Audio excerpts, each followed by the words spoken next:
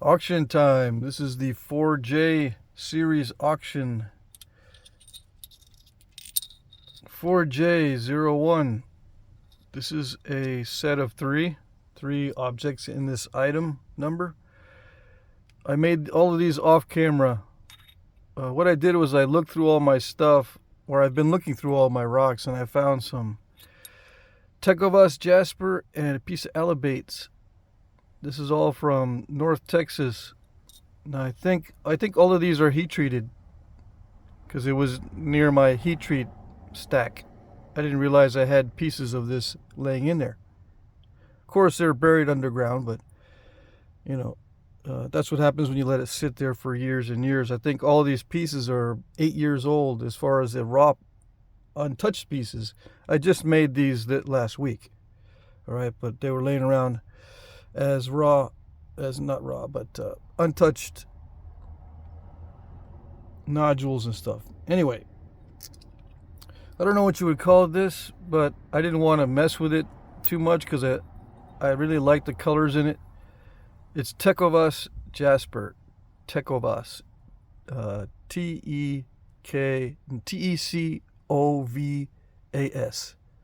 Tecovas jasper. Heat treat.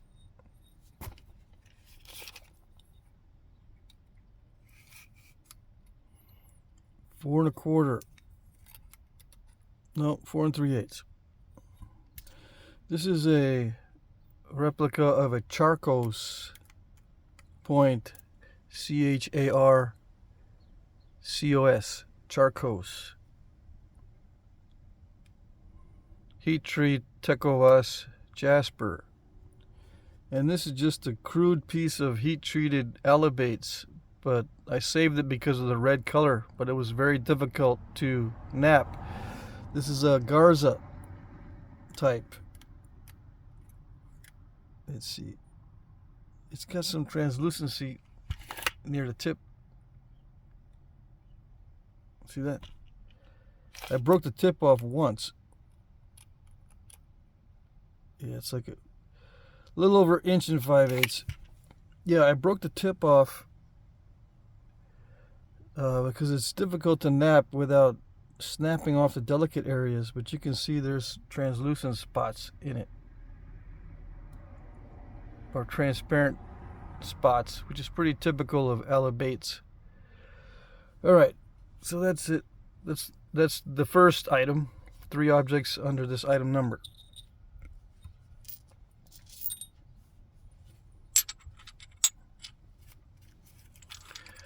(4J02) 3 refined obsidian bifaces. I did most of this on video and I sharpened it off camera. Yeah. It was pretty crude when I was working on it on camera. That's 3 inches even. This one's a smoky obsidian. It's got some dark specks in it though.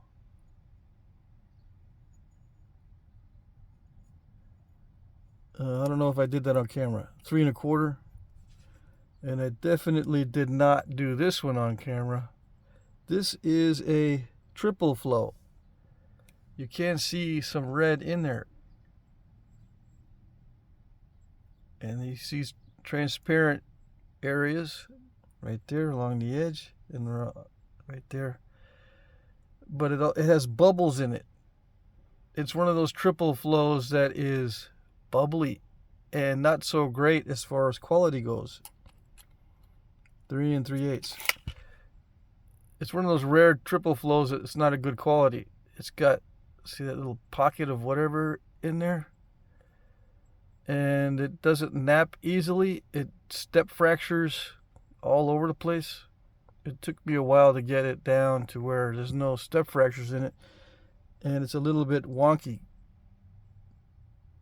Yeah, it's not really straight like the other ones.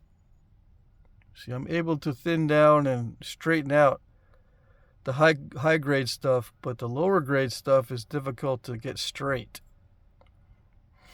Because I had to, remove large flakes just to get the flakes to travel and smooth out the surface. Otherwise, it gets all crackly and crunchy and there's too many step fractures. I need these big flakes to clean that off, and then when I do that, it ends up being a little bit wonky. Anyway, 3 of these in this, or under this item number.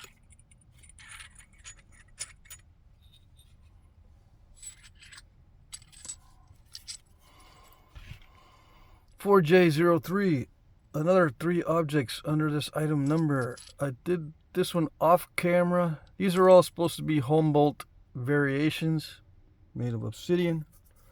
This one's a very high grade smoky obsidian. I did that off camera. This took me over 2 hours to make. It started out as a big biface, similar to one of these. And I had, I whittle it down by pressure or with pressure so I can get a reasonable flake pattern. But I'm still working on the technique. So these are doodles. Okay, I'm just working on the technique to get regular flake patterns on a surface that's irregular. All right, this one is what? 3.5. One of the, I think the secret of this is just practice and practice and practice. Every flake on these on an irregular surface requires a different amount of pressure, a different amount or a different direction, sort of, and a very careful assessment of each and every area. So it's not just a sequential effort. It's a individual effort. Every flake has to be done differently, not only in the amount of pressure, but also kind of the direction you go, because you have to work around certain obstacles. And the edge preparation is different for each one since they're using different forces. Sometimes you have a lot of requirement for force, and sometimes you don't. Sometimes you skip an area, and sometimes you run many flakes in one area. So it looks regular, but it's approached in a random manner. I did this one in a video. Yeah, this one's on video.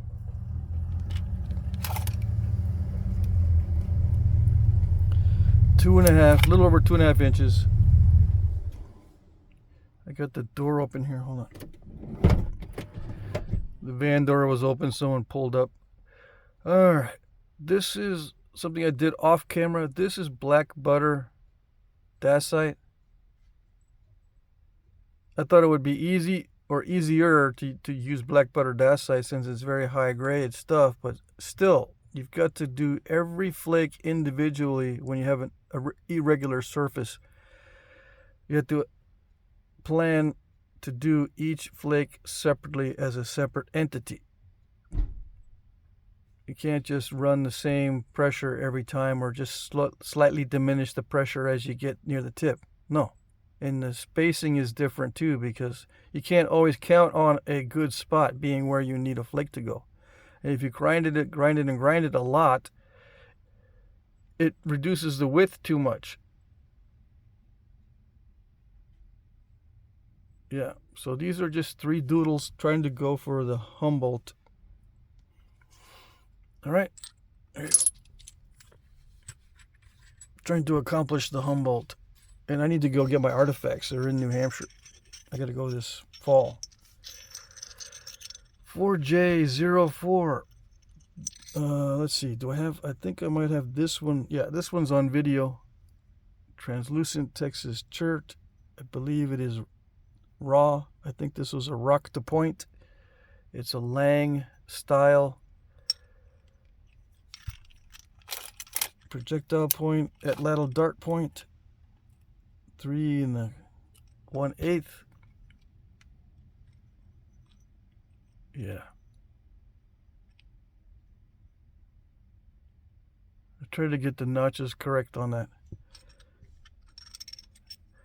This one I did off camera a couple days ago. This is also a raw piece of Texas chert, translucent. I was, Since I'm in my yard digging up rocks, I said, you know, I might as well knap some of this stuff into points. They're not big enough to offer as just plain bifaces or modern knives, so I was just making a bunch of points this week. This is another Lang type raw chert, Texas chert. This one is made from the Georgia swirl stuff, and I believe this is a heat treat. I don't know what type of point that is. I just decided to put a stem on it after I made the leaf-shaped biface. I just put a simple stem on there. 3 3/8. So yeah.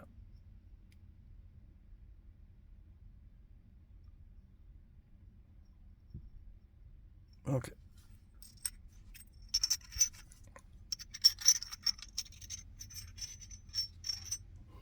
All right, that's it for points. Now we got to go into the boxes.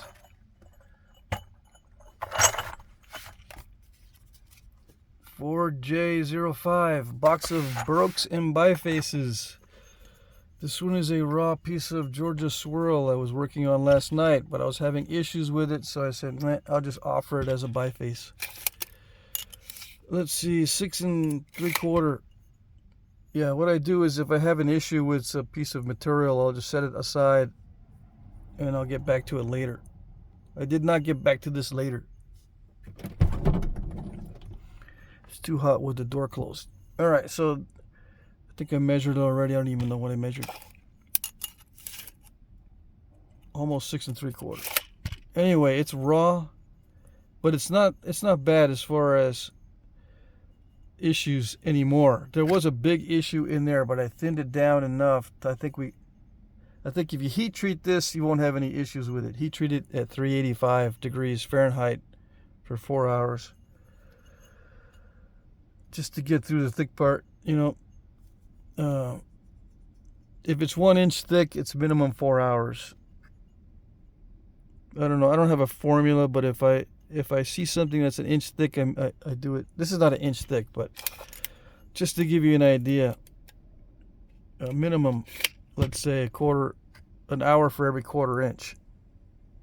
Okay. I mean, I should write this down as a formula, but that's kind of what I go by. It's for every 1/4 inch of thickness, you heat it for an hour. Anyway, there you go. These are little bifaces. These are all heat treats that I was going to nap into points, but no time. These are heat treated to 400 degrees, all of these.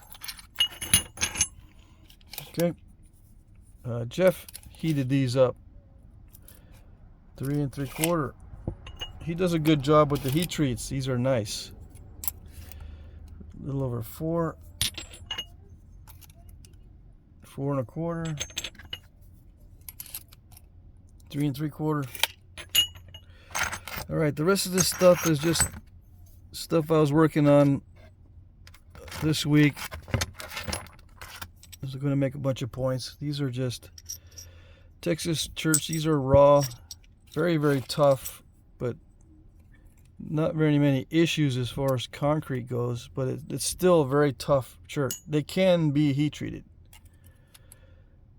2 5/8, a little over 2 5/8, 3 inches. Yeah. If you don't want to nap these or finish these out in a raw state, you can heat treat these, and these will heat treat at 350 degrees.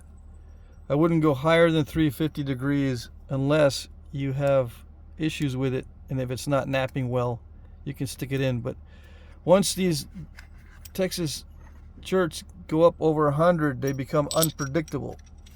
So I wouldn't try more than 400. Excuse me. I wouldn't try more than 400 degrees on these. This is another Texas raw, very tough chert. It might be a little concrete, but yeah, be careful going over 400 degrees on these. I was going to nap all these raw and finish them out. All right, this one is a heat treat at 475, but it's a low grade. I snapped this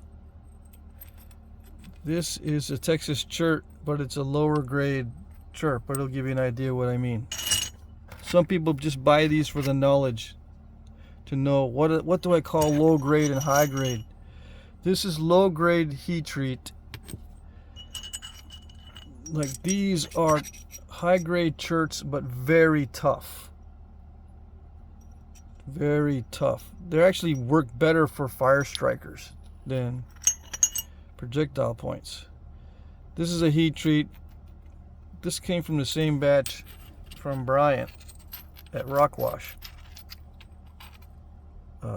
They're low grades, but they can be napped.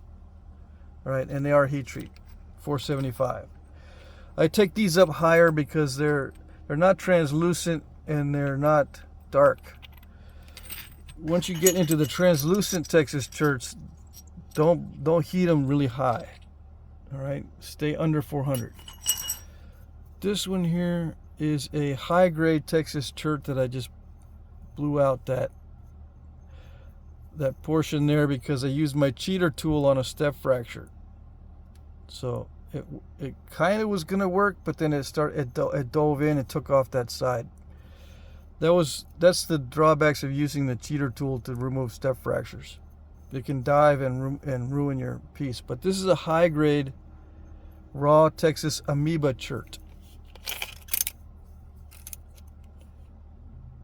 4 1/4. It started out as tabular, so that's part of the cortex on that side, and that's part of the cortex on the other side. So it was a thin tab. I thought it was going to be awesome.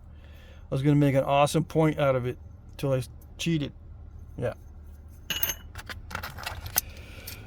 Oh, let's see. This is a very old heat treat piece. I broke the tip off, so I said, meh, it's Texas heat treat. This is the heat treat. And this is a heat treat 475. Same batch as this stuff. All right. No obsidian brooks this time around. I was lucky.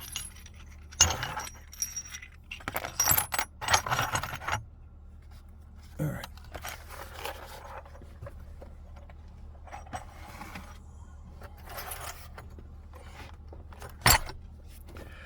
For J06, this is a box of heat treats. Jeff usually includes a bunch of heat treats like flakes and stuff in with the regular batches that I buy. And I'm offering these together. This was not all of the heat treat that he sent me, but it's a lot of it. A 3 1/2, 3, 4,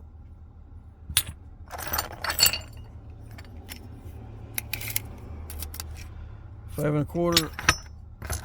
Why do I sell this instead of making stuff out of it? Because I never get around to making it. If I don't do it the first round, it'll sit in my yard. 5. Yeah, if I don't make stuff right away with it, it just sits there. So I'd rather sell it. 4 1/2.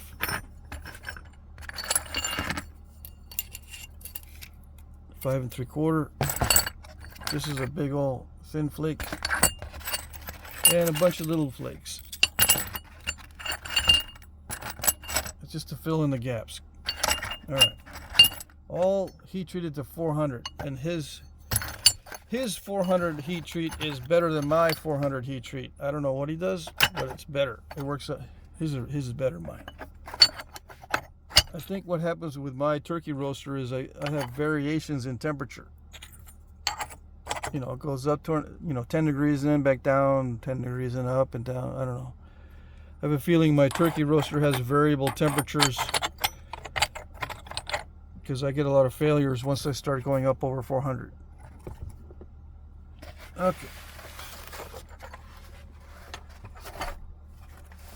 I don't know if you can see, my cat just jumped up on the thing. Yeah. Scoot. Scoot. 4J07. Hold on. Need to scoot. Everybody wants to get in on this. Alright, this is a box of raw flakes, and most of this stuff is from that large dance blade video. The dance blade video I just made, I think it's the last one I made, the last video. This is all raw stuff. Raw Georgia swirl. Yeah. In fact, this is all from the debitage. Yeah. Well, I can't say all because I think I threw in some smaller flakes from something else. But that's just a few.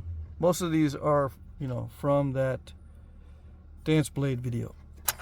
Okay. I tried to include the best flakes, the best debitage, so it's going to be the straightest, most clear, without any issues or not too much cortex type flakes. Okay, flat, the flattest ones I could find. This one's a really skinny one or thin one. But yeah, the flattest I can find without issues. They might have some curvature on some of them. And it's going to be the higher grade. This is actually pretty good stuff as far as the swirl goes. This is the higher grade swirl. It doesn't have a lot of chalk in it. It does not have a lot of this stuff in it. This is the one of the worst pieces, but I made it substantial. All right. I'm glad it's a substantial piece because it'll give you time, it'll give you room to work with. There's a little bit of waste on this piece and crunchy spot right there. So just be aware that on some of these you might not be able to use the whole thing. But most of the stuff is as flat and as clear as I could find. And it filled up a small flat rate box. Alright.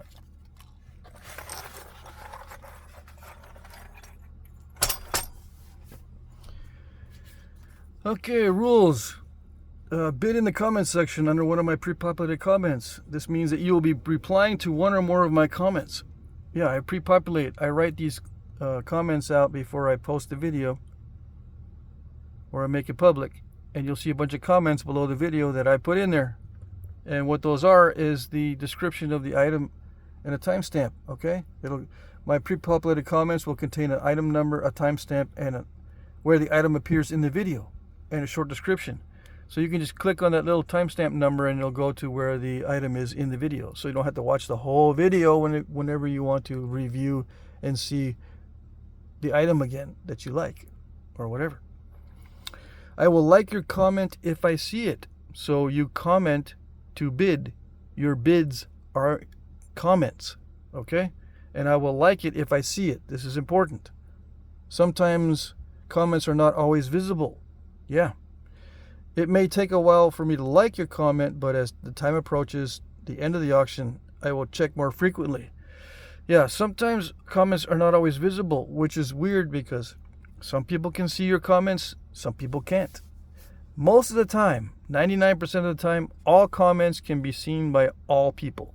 But as my luck would have it, sometimes everybody in the universe can see your comment except me. All right? And sometimes no one can see your comment except me. It's weird, but it happens once in a while. So just be aware. If it's not working, if I don't like your comment, just send me an email or try to comment again. Okay? You know my email. It's jackcrafty2@gmail.com. Everyone should know that by now. All right. Try not to bid at the last minute. I'm using YouTube's time tracker, and it's not always accurate. It can be up to 2 minutes off. Please be aware of this. So yeah, if it's up to 2 minutes off and you're bidding at the last minute, you may look like you're late. But you might not be late. You know? You might be bidding perfectly on time in the last 10 seconds of the auction. But YouTube might not show you as being on time. I'm going by YouTube time because that's what everybody sees, and that way it looks fair, even though it might not be. You know you bid on time, and I know you bid on time, but YouTube says no. That does happen sometimes. Not all the time, but it does happen sometimes. All right. Shipping is free in the U.S. international shipping is discounted, but not free. I will add the following amounts. If you win, if you're international bidder, I will add these amounts. Canada is a little bit cheaper in most cases. Most cases. Sometimes you guys live out in the sticks and the boondocks and stuff, and it's not different. But you know, I won't penalize you. All right. Yeah, sometimes you guys live way out in the middle of nowhere, and we'll see. We'll work it out by email.